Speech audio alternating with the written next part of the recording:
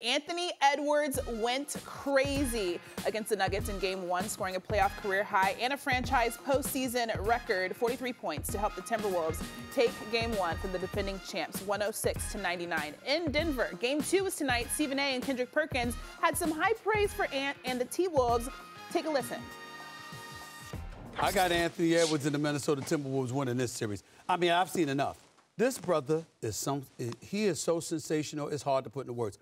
This brother is the truth and a half. He is the real deal. I'm going to tell you this. The Minnesota Timberwolves are going to the NBA Finals. I know that much. As long as they're healthy, that wasn't a fluke what we saw last night. This is who they've been all season long. A bunch of dogs, some nasty wolves. All right, Shannon, I'm going to start with you on this one. Do you think that Ant will lead the Timberwolves past the Nuggets? Well, before I give you my answer, I'm not surprised that the Timberwolves played the Nuggets like they did and they won.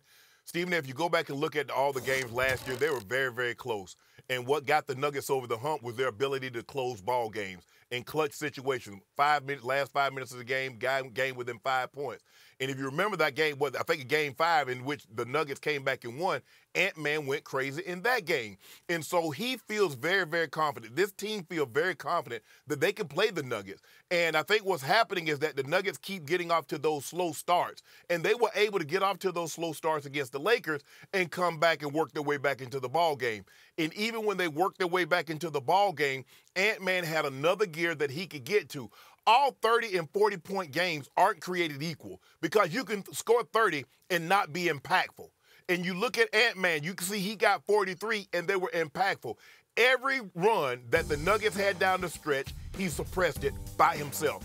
And then he got Karl Anthony Towns, Cat, who was in foul trouble for a large portion of the ball game. He got him to come in, and then Naz Reid gave you 14 points in the fourth quarter.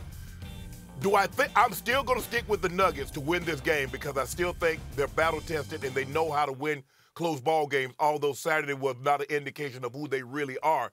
I like the Minnesota, the way they played, but I still trust Jokic, and I think Jamal Murray will pick it up. He'll get going a lot sooner because he got it going midway through, Stephen A., but it wasn't enough. He needs to get going earlier.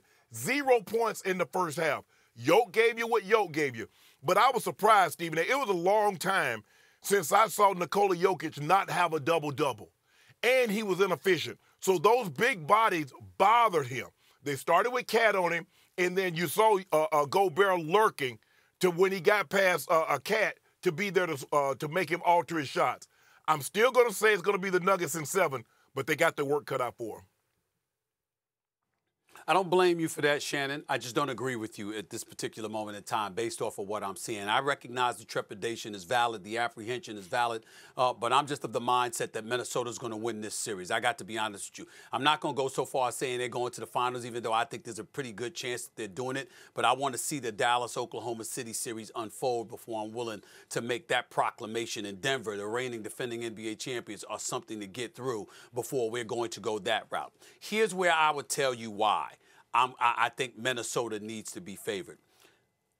Everything is not always about the numbers, but I'll give you numbers first. Do you know in 6 playoff games, Anthony Edwards is averaging 33.5 against Denver? Last year's playoffs, 5-game series, Game 1 of this series, averaging 33.5 against these brothers. Giving it to them. That's number one. Number two, you see the big bodies that they're able to throw at Jokic. Nobody else can do that in the league, but the Minnesota Timberwolves can. And I thought it was a brilliant move on the part of their coaching staff to insert Karl Anthony Towns on Jokic, because even though he doesn't have the girth, the mass, he does have the height, and he has the quickness of foot to stay in front of Jokic and make sure there's some level of resistance, and you've got Rudy Gobert helping on the back end in case Jokic gets closer and closer to the basket. Jokic is not the most athletic dude in the world in terms of his hops I'm talking about here. Yeah. I've religiously made the statement, the brother can't jump onto a curb, and you still can't stop him. He's absolutely amazing. Well, in Minnesota's case, it's a bit different because it would be helpful if he could jump onto a curb. You need some hops against Karl Anthony Towns and against Rudy Gobert. And the fact that he doesn't have that, his girth, while formidable and obviously potent enough for him to drop 30+, the bottom line is he can't be what we're accustomed to seeing him be. Now we look at the rest of the roster, and we have to take into account the fact that Jamal Murray's not 100%. Jeff Green and Bruce Brown are no longer there. And Bruce Brown could have been incredibly helpful if he was on this squad, because you wouldn't see Ant-Man potentially abusing the Denver Nuggets the way he did Kentavious Caldwell-Pope, who's to be respected. I'm not disrespecting the brother, but he can't handle Anthony Edwards. Jamal Murray can't handle Anthony Edwards. We saw how he crossed over Aaron Gordon. I don't think Aaron Gordon really wants that smoke on a night-in, night-out basis. Anthony Edwards in the fourth quarter of this postseason, 10.8 points per game, leads the NBA. Field goal percentage shooting, 69%, a minimum of 20 field goal attempts, leading the NBA in the playoffs. Three-point percentage, 57%, leading the NBA. Free throws, 14 of 14, 100%. This is him in the fourth quarter. In the fourth quarter of these playoffs. Great. This is some unreal stuff that we're looking at. A 22-year-old with that athleticism, the crossover dribble, the ball handling ability, the shot making ability, the fierceness, the ferocity, all of that. And last point, Jokic, did you see when, I think it was Kentavious Caldwell-Pope, if I remember correctly, somebody walked over to Jokic and leaned in his ear. And when he leaned back to listen to them, he was bobbing his head. Shannon, he looked like he was doing sprints, you understand, and was about to collapse. That's how tired he was. Right. They don't have anybody to offset him. He has to be in the game. And in the game, he can't run up and down going up against those two. And I didn't even bring up Naz Reid to boot.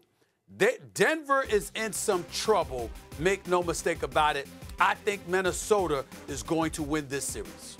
I can't say that I disagree with you, Stephen A. And I think the thing is that Jokic got his 32 points, but it took him 25 shots to get it. Normally what we see, what makes Nikola Jokic so great is that the efficiency in which he plays with, and not only is he giving you 30, 35, Stephen A., he's giving you 15, 16 rebounds. He's giving you 15, 16 assists.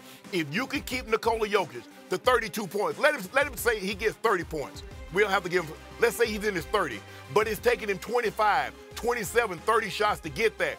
And he doesn't get a double-double. He's not giving you double-digit rebounds, which means a lot of those double digits, he's giving you 5, 6, 8 offensive rebounds to go along with the 7, 8 defensive rebounds. And he's not getting anyone else involved. Now therein lies the rub, especially if Jamal Murray can't get it going a lot sooner than what he does. And if you go back and look at it, what team has given, outside of what we saw on Saturday, what team gave Nikola Jokic the most problems? The L.A. Lakers when they were in the bubble, when they had their twin towers, JaVale McGee and Dwight Howard. Yep. You see what happens? You got one guy banging on him, and then you got JaVale McGee lurking, or you have Anthony Davis lurking. So you got three guys 6'10" or above that you can rotate, and each guy had a different skill set so they could bother him. You start off with Karl Anthony Towns, you come with a Naz Reid, you go with a Rudy Gobert lurking in the back. Yes, they got their work cut out for them, but I believe Jamal Murray will figure this out because Michael Porter Jr. has been Michael Porter Jr. He's damn near automatic from the three. They just need Jamal Murray to get going a little sooner and become a little more efficient. Well, remember, Jamal Murray isn't 100% healthy. And I couldn't tell against the Lakers. I couldn't tell against the Lakers in game 5. Well, I'll let you think about that statement you just threw out there. How come you couldn't tell against the Lakers? Maybe you should think about that.